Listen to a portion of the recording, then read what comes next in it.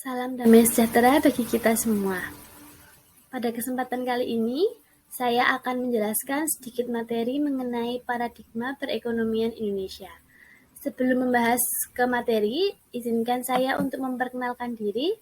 Nama saya Elizabeth Kristia Anjani, nomor induk mahasiswa 192100133.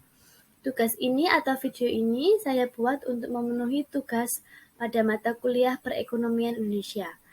Dan dosen pengampu perekonomian Indonesia adalah Bapak DRS Yanuar Saksono. Saya akan membahas beberapa materi tentang paradigma perekonomian Indonesia.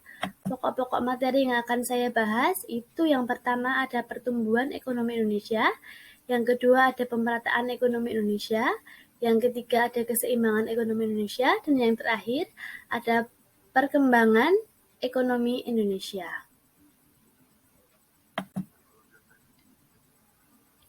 Baik, materi pertama mengenai pertumbuhan ekonomi Indonesia. Perekonomian Indonesia ini termasuk terbesar ke-17 di dunia berdasarkan PDB nominal dan terbesar ke-7 dalam hal PDB.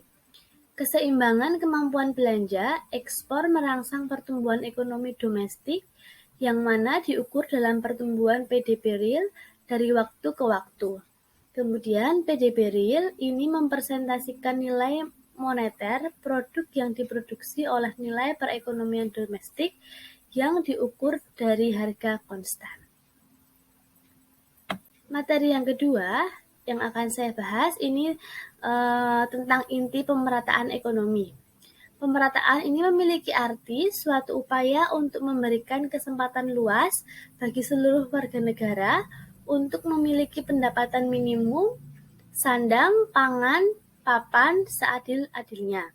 Negara-negara miskin memiliki permasalahan dilematis, antara lain untuk mau melakukan pertumbuhan atau pemerataan ekonomi terlebih dahulu.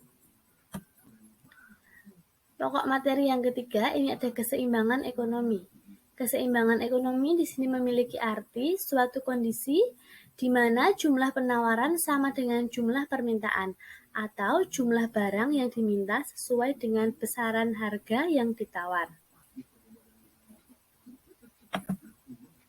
Materi selanjutnya, materi yang terakhir, ini ada perkembangan perekonomian Indonesia. Di Indonesia sendiri telah terjadi beberapa perkembangan perekonomian, yaitu yang pertama, pada masa Kabinet Hatta, di antara tahun atau bulan Desember 1945 sampai dengan September 1950.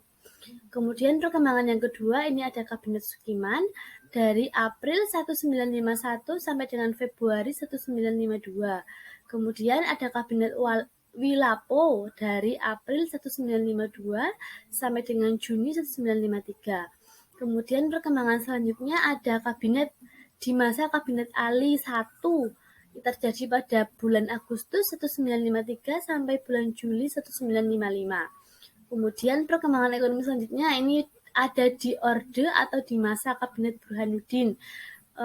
Burhanuddin ini memerintah atau berkuasa dari bulan Agustus 1955 sampai dengan bulan Maret 1956. Kemudian selanjutnya ada pemerintahan atau kekuasaan pada Kabinet Ali II.